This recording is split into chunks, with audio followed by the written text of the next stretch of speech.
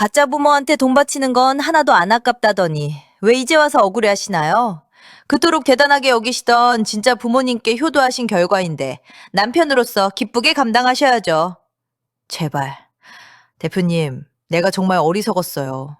우리 10년 전만 해도 서로 죽고 못 살던 사이였잖아요. 네? 제발 예정을 생각해서라도 한 번만 살려주세요. 예정 같은 소리 하고 계시네요. 남의 상가에서 몇 달째 월세도 안 내고 버티는 주제에 구차하게 매달리지 마세요. 바닥에 엎드린다고 해결될 일이 아닙니다. 제 발 밑에 엎드려 짐승처럼 오열하는 남자의 정수리를 내려다보며 저는 차갑게 돌아섰습니다. 한때는 제 평생을 함께할 반려자라고 굳게 믿었던 사람이었죠. 하지만 돈 앞에서 제 어머니를 끔찍하게 모욕하고 떠났던 그 남자의 비참한 최후를 마주하니 제 안에서 뜨거운 카타르시스가 소용돌이치는 것을 느꼈습니다. 이 통쾌하고도 기막힌 제 인생의 반전 드라마는 제가 20살이 되던 해 만리동 국의 허름한 봉제 공장에서부터 시작되었습니다. 제 청춘은 낡은 재봉틀 돌아가는 소리와 매캐한 기름 냄새로 가득했어요. 사방에 날리는 미세한 먼지들이 햇빛에서 부유하던 그 좁고 답답한 공간이 제 세상의 전부였습니다. 친아버지가 사업 실패 후 화병으로 일찍 세상을 떠나셨을 때 덩그러니 남겨진 제 곁을 지켜준 사람은 피 한 방울 섞이지 않은 새엄마뿐이었죠. 보통의 인연이라면 빚더미에 앉은 의붓딸을 버리고 도망치는 게 당연했을 텐데 새엄마는 결코 저를 놓지 않으셨습니다. 낮에는 식당 주방에서 손톱이 닳도록 설거지를 하시고 밤에는 시장 구석에 찬바람을 맞으며 반찬 장사를 하셨어요. 그렇게 헌신적으로 저를 거두고 키워내셨습니다. 사춘기 시절 친엄마가 아니라는 이유로 엇나가며 새엄마의 여린 마음에 대못을 박았던 지난날이 너무나 뼈저리게 후회스러웠습니다. 그래서 저는 굳게 결심했죠. 내 모든 인생과 청춘을 바쳐서라도 이 사람의 거룩한 희생에 꼭 보답하겠다고요. 저는 18살 때부터 만리동 고개에서 재봉틀을 잡았습니다. 남들이 예쁘게 화장하고 좋은 옷을 입으며 찬란한 청춘을 즐길 때 저는 공장 먼지를 마시며 미친 듯이 일만 했어요. 12년이라는 긴 시간 동안 제 월급을 쪼개어 생활비를 보태는 것은 물론이고 새엄마의 편안한 노후를 위해 거액의 적금까지 남몰래 부어왔습니다. 통장에 찍히는 숫자가 조금씩 늘어날 때마다 고된 노동으로 굽어가는 우리 엄마의 등을 언젠가 활짝 펴드릴 수 있다는 생각에 가슴이 벅차올랐죠. 공장에서도 제 성실함과 기술력을 인정받아 단순한 미싱보조가 아닌 공장의 핵심 실무자로 성장하게 되었습니다. 그리고 바로 그곳에서 한 남자를 만났어요. 같은 공장 영업부에서 일하던 남자 직원. 훗날 제 등에 칼을 꽂은 전 남자친구였습니다. 늘 볼 때마다 느끼는 건데 정말 성실하시네요. 일 끝나고 저녁에 따뜻한 국밥이라도 한 그릇 같이 하실래요? 제가 살게요. 아, 네, 감사합니다. 마침 출출했는데 자겠네요. 시세 좀 지겠습니다. 처음 다가왔을 때 그는 꽤 다정하고 듬직해 보였습니다. 팍팍하고 메마른 제 삶에 조용히 스며든 따뜻한 온기 같았죠. 우리는 4년이라는 긴 시간 동안 교제하며 자연스럽게 미래를 그리고 결혼을 약속하게 되었습니다. 하지만 평생 행복할 줄만 알았던 제 앞날에 돈 앞에서는 피도 눈물도 없는 차갑고 잔인한 현실이 검은 그림자를 들이우기 시작했어요. 결혼을 불과 몇 달 앞두고 신혼집 마련과 혼수자금 계획을 세우던 어느 날이었습니다. 제 가방에서 다이어리를 찾는다며 뒤적이던 전 남자친구가 제가 새엄마를 위해 12년 동안 피땀 흘려 모아둔 노후 자금 통장을 우연히 발견하고 말았죠. 이거 통장 잔고가 꽤 되네요. 당신이 여태 모은 돈은 우리가 합친 게 다인 줄 알았는데 뒤로 이렇게 큰 돈을 숨겨두고 있었던 거예요? 참 섭섭하네. 숨겨둔 게 아니에요. 그건 우리 엄마 노후 자금으로 쓰려고 20살 때부터 12년 동안 안 먹고 안 입으며 따로 모은 적금 통장이에요. 노후 자금요? 아니, 우리가 이제 곧 한 가정을 이루는 부부가 될 텐데 굳이 피 한 방울 안 섞인 새어머니한테 이 큰 돈을 묶어두는 건 좀 지혜롭지 못한 처사 아닐까요? 피 한 방울 안 섞였다니요. 지금 말씀 참 함부로 하시네요. 우리 엄마는 저를 친딸보다 더 끔찍하고 귀하게 키워주신 분이에요. 참나. 예민하게 받아들이지 마세요. 내 말은 어차피 결혼하면 아내가 번 돈도 남편 통제 아래 시댁을 위해 쓰는 게 도리에 맞지 않냐는 거죠. 마침 우리 친부모님 칠순이 다가오시는데 이 돈으로 두 분 유럽 여행이나 시원하게 다녀오시라고 챙겨드리면 주변 보기에도 딱 그림이 좋겠네요. 저는 순간 제 귀를 의심했습니다. 평소 다정하고 이해심 많던 남자의 입에서 나온 말이라고는 도저히 믿기지 않을 만큼 이기적이고 뻔뻔한 계산법이었죠. 지금 우리 엄마가 저 때문에 평생 고생만 하신 거 뻔히 다 아시면서 그 피 같은 돈을 시부모님 해외여행 자금으로 내놓으라는 건가요? 말이 참 안 통하시네. 진짜 부모도 아닌 가짜 부모한테 헛된 미련 갖지 말고 앞으로 당신의 진짜 가족이 될 우리 부모님한테 잘하라는 뜻이잖아요. 그게 훨씬 현명한 거 아닌가요? 그의 오만하고 비아냥거리는 말투에 저는 커다란 망치로 뒤통수를 얻어맞은 듯한 엄청난 충격을 받았습니다. 여자가 번 돈은 당연히 남편의 것이고 피가 섞이지 않았다는 이유만으로 제 인생의 전부이자 은인인 어머니를 가짜라며 모욕하는 저 남자. 나를 위해 평생을 바친 진짜 내 부모를 부정하고 깎아내리는 저런 사람과는 결단코 제 남은 미래를 함께할 수 없다고 냉정하게 판단했습니다. 당신 같은 끔찍한 사람한테 내 소중한 12년과 우리 엄마를 통째로 넘길 뻔했다니 정말 조상님이 도우셨네요. 우리 결혼 당금 이 시간부로 전부 없던 일로 하죠. 파혼입니다. 뭐요? 파혼요? 고작 그 돈 조금 우리 부모님 여행 보내드리자고 조언 좀 했다고 4년 2년을 이렇게 무자르듯이 끊어요? 당신 나중에 땅을 치고 후회할 짓 하지 마요. 저는 일말의 미련도 없이 그 자리를 박차고 돌아섰습니다. 그런데 정말 놀랍고도 기가 막힌 것은 그 남자의 다음 행동이었죠. 저에게 파혼을 통보받은 전 남자친구는 평소 직장에서 저의 업무 실력과 사장님의 인정을 질투하며 곁눈질하던 격리 직원과 순식간에 눈이 맞았습니다. 두 사람은 마치 저를 비웃기라도 하듯 보란 듯이 회사 전체의 청첩장을 돌리고는 불과 2달 만에 번갯불에 콩 볶아 먹듯 쫓기듯 결혼을 해버렸어요. 그리고는 뻔뻔하게도 둘 다 공장을 퇴사하고 아예 다른 지역으로 미련 없이 떠나버렸죠. 헛된 인연이 떨어져 나간 자리에 쓰라린 배신감과 상처가 남았지만 저는 결코 그 자리에 주저앉지 않았습니다. 오히려 거칠고 투박해진 새엄마의 두 손에 그 적금 통장을 꼭 쥐어들이며 마음속으로 깊이 다짐했어요. 오직 내 기술과 낡은 재봉틀, 그리고 나를 믿어주는 우리 엄마만 바라보고 내 모든 인생을 걸어보겠다고 말입니다. 그렇게 이를 악물고 몇 년의 세월이 흐르는 동안 저는 정말 뼈를 깎는 피나는 노력을 거듭했습니다. 하루에 서너 시간씩 잠을 줄여가며 새벽 원단 시장을 미친 듯이 뛰어다녔고 매일 변하는 유행과 트렌드를 분석하며 밤낮 없이 재봉틀을 돌렸죠. 그 치열한 땀방울의 결과로 저는 만리동 작은 공장의 일개 직원을 넘어 제법 규모가 큰 의류 하청 기업의 어엿한 여대표로 당당히 성공하게 되었습니다. 그러던 어느 날이었습니다. 다음 시즌 신제품에 쓸 부자재를 꼼꼼히 살피러 동대문 원단시장 뒷골목에 다갔던 날이었죠. 저는 시장 골목 후미진 구석에서 믿을 수 없을 만큼 초췌하고 망가진 모습의 한 남자를 우연히 마주치게 되었습니다. 머리는 스트레스로 듬성듬성 빠져 있고 계절에 맞지 않는 낡고 떼탄 점퍼를 걸친 채 멍하니 허공을 바라보던 그 남자. 바로 제 전 남자친구였습니다. 길을 지나치다 우연히 저를 알아본 그의 퀭한 눈동자가 지진이라도 난 것처럼 심하게 흔들렸죠.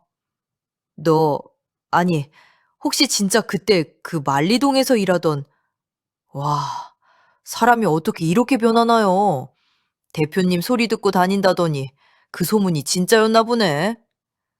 참 오랜만이네요. 그동안 꽤나 파란만장하게 사셨나 봅니다. 낯빛이 아주 엉망이네요. 말도 마요. 나 진짜 하루하루 죽지 못해 억지로 숨만 쉬고 살아요. 내 와이프 알죠? 그 여자가 내 인생을 아주 시궁창 바닥으로 처박아 놨다고요. 남자는 시장 바닥 구석에 쪼그려 앉은 채 누가 묻지도 않은 자신의 처절한 신세 한탄을 짐승처럼 오열하며 쏟아내기 시작했습니다. 글쎄, 그 여자가 내 월급 통장 자기가 다 관리하겠다고 뺏어가더니 뒤로 야금야금 돈을 다 빼돌렸어요. 그것도 모자라서 내 명의로 1억이 넘는 대출까지 받아서 자기 친정 부모 빚 갚는데 다 쏟아부었다고요. 피 섞인 진짜 부모한테 돈 바치는 건 너무나 당연하고 지혜로운 거라면서요? 본인이 굳게 믿던 논리대로라면 아주 이상적이고 효심 깊은 아내를 두셨네요. 축하드립니다. 제발 그렇게 비꼬지 마요. 천안 빚 보증까지 내 이름으로 몰래 서는 바람에 나 지금 신용불량자 되기 일보 직전이에요. 심지어 내가 다니던 하청업체도 이번에 부도가 나서 당장 내일부터 길거리에 나앉게 생겼다고요. 남들 시선도 아랑곳하지 않고 꼴사나운 눈물을 흘리는 그를 보며 저는 속으로 차가운 실소를 금치 못했습니다. 그런데 그의 입에서 원망스럽게 튀어나온 부도난 하청업체의 이름이 왠지 모르게 제 귀에 몹시 낯이 익었어요. 아니나 다를까 그가 다니며 월급을 구걸하던 공장은 심각한 자금난으로 쓰러지기 직전이었고 최근 그 회사의 모든 채무와 시설을 전부 인수해 직원들의 목줄을 쥐게 된 새 원청 대표가 바로 저라는 사실을 그 남자는 아직 꿈에도 모르고 있었습니다. 그리고 며칠 뒤 원청 대표 자격으로 정식 인수합병 서류를 들고 하청업체 사무실에 방문했을 때의 일입니다. 남은 직원들을 전부 모아놓고 단상에 서서 구조조정 브리핑을 하는 제 모습을 본 전 남자친구는 그 자리에서 다리에 힘이 풀려 털썩 주저앉고 말았죠. 말도 안 돼. 대표님이 어떻게 우리 회사를 인수한 원청 대표라는 거예요? 그럼 내 밀리 석 달치 월급이랑 퇴직금도 전부 대표님 손에 달려있다는 소리잖아요. 직원들 다 모여있는 공식적인 자리이니 사적인 호칭은 삼가시죠. 이사고과 서류를 보아하니 업무 성과도 바닥이고 평소 근태도 최악이던데 구조조정 해고 1순위 대상자라는 건 본인이 더 잘 아실 텐데요. 대표님, 제발 한 번만 살려주세요. 내가 그땐 진짜 눈이 어떻게 뒤집혀서 미친 헛소리를 짓거렸어요. 나 지금 매일 빚 독촉에 시달려서 당장 이번 달 월급 안 나오면 진짜 길바닥에 나 앉아야 해요. 네? 흙먼지 묻은 바닥에 무릎을 꿇고 제 바지가랑이를 부여잡고 늘어지는 그의 비참하고 구차한 모습은 과거 제 어머니를 가짜라며 오만하게 비웃고 가르치려 들던 그 태도와 너무나도 완벽하게 대비되었습니다. 가짜 부모한테 돈 쓰는 건 아깝고 진짜 부모한테 돈 바치는 건 하나도 안 아깝다면서요? 왜 이제 와서 그렇게 억울해 하시나요? 당신 아내가 자기 진짜 부모한테 효도한 건데 남편으로서 기쁘고 듬직하게 그 빚 다 갚으셔야죠. 눈물 콧물을 추하게 쏟으며 신세 한탄을 늘어놓는 전 남자친구를 향해 싸늘하고 냉정한 일침을 가한 뒤 저는 그의 손을 뿌리치고 매몰차게 돌아섰습니다. 그런데 그에게 시원하게 복수를 마친 제게 며칠 뒤 또 다른 기적 같고 영화 같은 반전이 일어났습니다. 평생을 가난과 고단함 속에서 저 하나만을 위해 모든 것을 희생만 하신 줄 알았던 우리 새엄마에게 제가 감히 상상조차 하지 못했던 엄청난 비밀이 숨겨져 있었던 겁니다. 딸아, 그동안 많이 놀라고 궁금했지? 실은 이 엄마가 내게 오랫동안 말하지 못한 비밀이 하나 있단다. 엄마, 대체 이게 다 무슨 일이야? 방금 그 변호사님은 누구고 엄마가 어떻게 하루아침에 동대문 한복판에 있는 이렇게 큰 상가의 주인이 된 거야?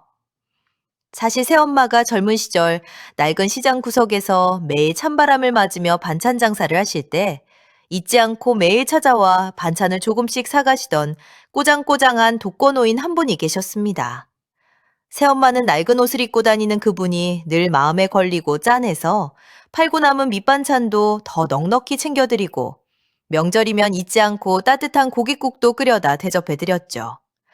그런데 알고 보니 늘 초라한 행색을 하고 다니시던 그 노인분은 평생 원단 도매업으로 모은 재산이 수백억에 달하는 엄청난 자산가, 이른바 동대문 원단시장의 전설적인 노회장님이셨던 겁니다. 혈육 하나 없이 넓은 집에서 외롭고 쓸쓸하게 노년을 보내시던 회장님은 핏줄도 아닌 자신을 대가 없이 진심으로 챙겨준 새엄마의 따뜻하고 착한 심성에 깊이 감복하셨습니다. 그리고 세상을 떠나시기 전 변호사를 통해 새엄마를 정식으로 양녀로 입양하여 그 막대한 현금과 시장의 알짜 부동산에 전부 상속해주고 떠나신 것이었죠. 내가 평생 낳지도 않은 너를 내 목숨보다 더 귀하게 품고 사랑하며 살았듯이 그 어르신도 피 한 방울 섞이지 않은 이 부족한 나를 진짜 딸처럼 귀하게 여겨주셨단다. 진짜 가족이란 핏줄로 맺어지는 게 아니라 따뜻한 마음으로 맺어지는 거 아니겠니? 새엄마는 그동안 상속받은 거대한 재산을 밖으로 절대 티내지 않고 조용하고 알뜰하게 관리해 오셨습니다. 그리고 오랜 시간 먼지를 마셔가며 억척스럽게 회사를 키워낸 대견한 저를 위해 제 명의로 동대문 원단시장 한복판에 있는 으리으리한 대형 상가 건물을 매입해 선물로 준비해 두셨던 겁니다. 그런데 운명의 얄궂은 장난인지 그 기막히고 완벽한 타이밍에 제 귀를 의심할 만큼 믿을 수 없는 상황이 벌어졌습니다. 공장에서 해고당한 전 남자친구와 빚더미에 앉은 격리 부부가 마지막 희망을 걸고 옷장사를 해보겠다며 무리해서 얻었던 낡은 1층 점포가 바로 그 건물에 있었던 겁니다. 그들이 벌써 몇 달째 월세를 밀려 쫓겨나기 직전인 바로 그 상가의 새로운 주인이 다름 아닌 저로 바뀌어 있었던 것이죠. 대표님, 저희가 그땐 진짜 눈이 삐었었나 봐요. 제발 저희 좀 한 달만, 아니 보름만 더 장사하게 해주시면 안 될까요? 지금 당장 여기서 쫓겨나면 저희 부부 진짜 길바닥에서 얼어 죽어야 해요. 보증금도 이미 다 까먹었는데 어떡합니까?